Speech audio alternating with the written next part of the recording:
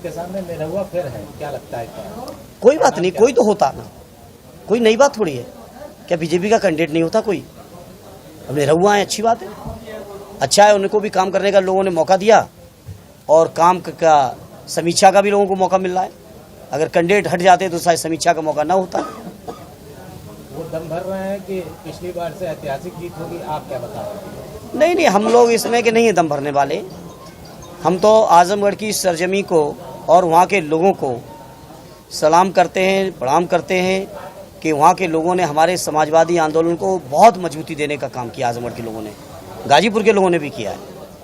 और आजमगढ़ जैसी शानदार सरजमी जहाँ से सदैव नेताजी स्वयं सांसद रहे, आदरणीय अखिलेश यादव जी सांसद रहे हों, उन लोगों से पहले, हमारे बड़े नेताओं से भी पहले स्वर्गीय चंद्रजीत जी, स्वर्गीय रामनरेश जी वहाँ से सांसद रहे हों, स्वर्गीय राम बच्चन जी की कर्मभूमि रही हो, तो वो शानदार सरजमी है समाजवादियों की। एक बार बुआ जी अलग लड़ रहे हैं, अब लड़ रही तो लड़ सकती है, वो तो फैसला उनका है, उसके बाद क्या असर आएगा?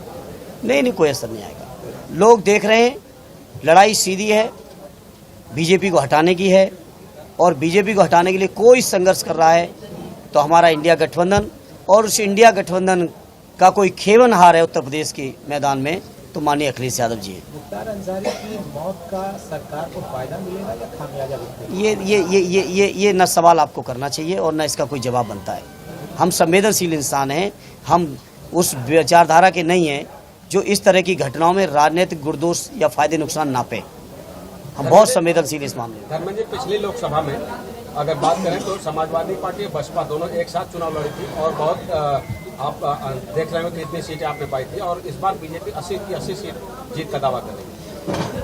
अगर बीजेपी के दावों को आप इतना गंभीरता से लेते हैं मेरे पत्रकार साथी, तो आप बीजेपी के उस दावे को भी गंभीरता से लीजिए और उसका हिसाब किताब भी लीजिए, राजनीतिक व्यक्ति का या राजनीतिक दल का या उनके घोषणा पत्र का या दावों का, जिसमें उन्होंने कहा था कि हर साल 2 करोड़ रोजगार देंगे।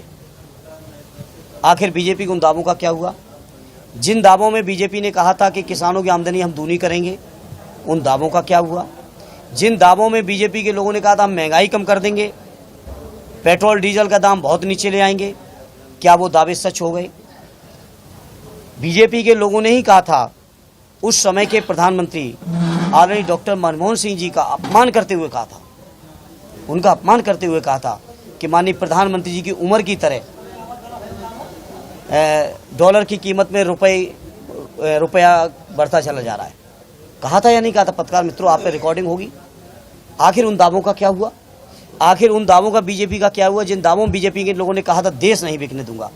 मैं बीजेपी के जो भी साथी हों उनसे पूछना चाहता हूं, और आप लोग कोई पूछ सकें तो पूछिएगा, मेरे नाम से पूछिएगा कि आखिर देश बिकने की बीजेपी की परिभाषा क्या थी।